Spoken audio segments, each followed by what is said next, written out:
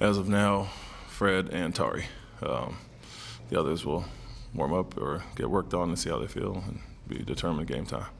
Do you see Fred's injury as more of a short-term day-to-day thing as it was before, or is this a longer-term thing? Before it was not day-to-day, it was week-to-week, and obviously lasted about 4 weeks. And so this one's different, hopefully day-to-day, game-to-game. And sucks that he stepped on the foot of a ref in the first play, but re-aggravated, different area, same ankle. So hopefully it doesn't impact the old injury, and he's back sooner than later. With 3 games in 4 days, how do you hope to see your depth really propelling you guys during the stretch? Yeah, I mean, the guys missing and then the guys that can't play the back-to-back, obviously like to get everybody healthy and get back. We were for a little bit last game before Fred got tweaked, but yeah, it's an opportunity for other guys, and it's the tough part of the schedule this time of the season. We've had a number of back-to-backs in 3 and 4 nights, and it's another one of them that we'll have to make it through. But because we have a lot of guys that some of those guys will get extended minutes tonight, and the guys that are missing will play tomorrow, and so figure it out the way we have. Try to get some consistency down the stretch, end of the season, but this time of year, the guys are banged up, injured, and it's a dog days. You have to make it through.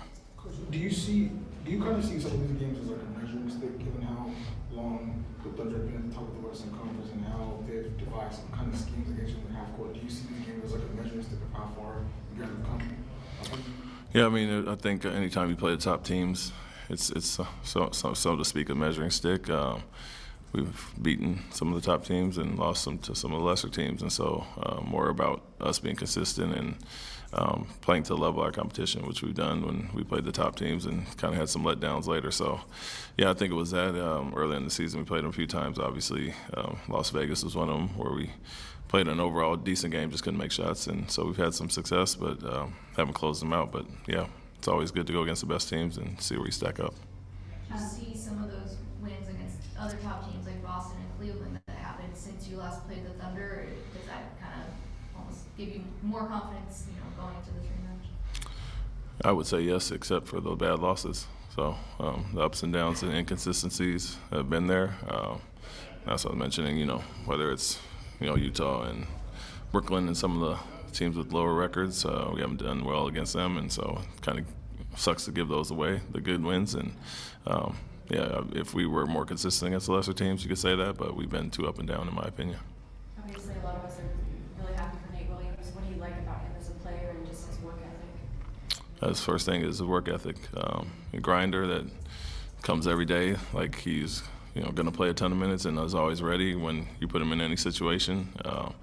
But yeah, he brings a lot to the table. A guy that's a pretty good natural scorer, but he has a toughness and edge about him, and very low maintenance. You don't have to worry about him getting the work in and being prepared to play. And so a self-motivated guy that's ready for opportunity and looking for more. And obviously, I've said it before, it sounds weird that you know what you have in him, and so you're kind of confident just to let him sit there and while you look at other guys or whatever. But extremely happy for him, well-deserved, good reward for him for all the work he's put in. It seems like the Thunder got attacked the paint so much. How important is that communication in terms of trying to protect the paint, and what is the 2 or 3-step process in terms of how the other guys besides Alpy communicate, when running points in the paint?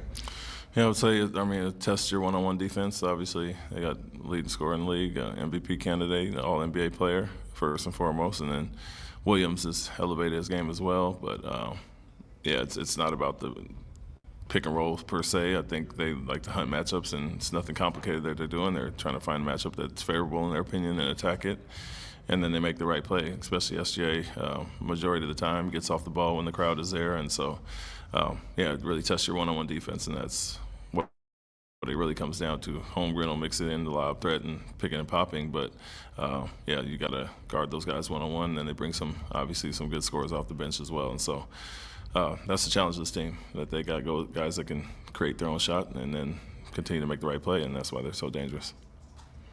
Thanks, Coach. Thank you.